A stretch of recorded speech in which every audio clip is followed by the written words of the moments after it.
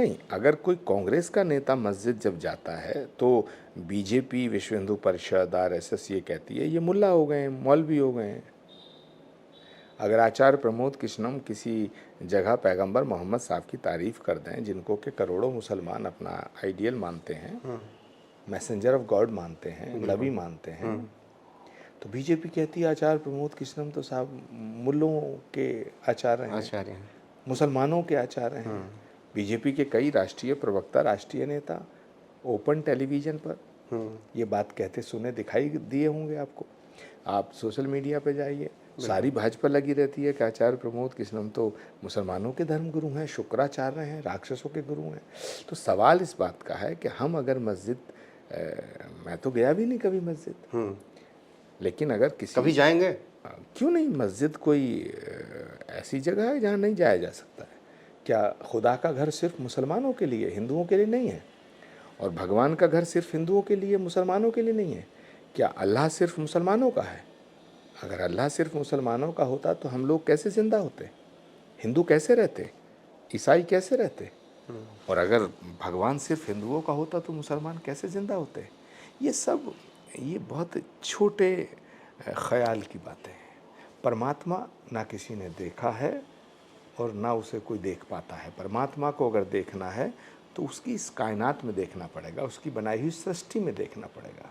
लेकिन तो मेरा कहने का मतलब है कि जब हम मुसलमानों की बात करें तो आप कहते हो साहब ये मुस्लिम तुष्टीकरण कर रहे हैं। कांग्रेस के नेता अपीजमेंट की राजनीति करते हैं, रोज़ा इफ्तार कर रहे हैं साहब, मुस्लिम तुष्टीकरण है। तो भाई प्रधानमंत्री जी जब मस्जिद जाते हैं और वो यहाँ के मुसलमानों से कम मिलते हैं, विदेश के मुसलमानों से बड़ा झप्पी सप्पी पाके मिलते हैं, गले मिलते हैं, हाथ फैला के, बाहें फैला के।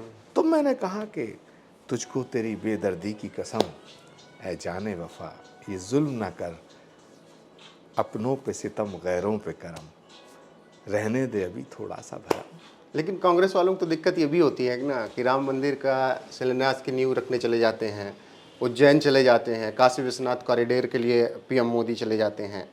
मतलब एक पीएम पद पे होने के बावजूद भी वो अपने धर्म को मानते हुए जब आगे खड़े होते हैं तो कांग्रेस उस पर भी सवाल खड़े करती है। मुझे तो नहीं लगता कि धर्म को मानने पे सवाल खड़े करती है कांग्रेस पार्टी, क्योंकि मंदिर जाना, मस्जिद जाना ये आस्था का विषय है और भारत का संविधान अपनी निजी आस्था को मानने की, पूजा पद्धति की स्वतंत्रता देता है। धार्मिक स्वतंत्रता का अधिकार हमारा फंडामेंटल है, फंडामेंटल राइट्स है।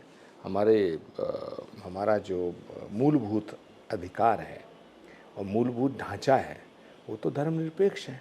लेकिन अगर धर्मनिरपेक्षता का अर्थ कोई ये समझे कि सिर्फ हिंदुओं को गाली देने का नाम धर्मनिरपेक्षता है, तो मैं इससे सहमत नहीं हूँ और मैं इसका समर्थन नहीं करता।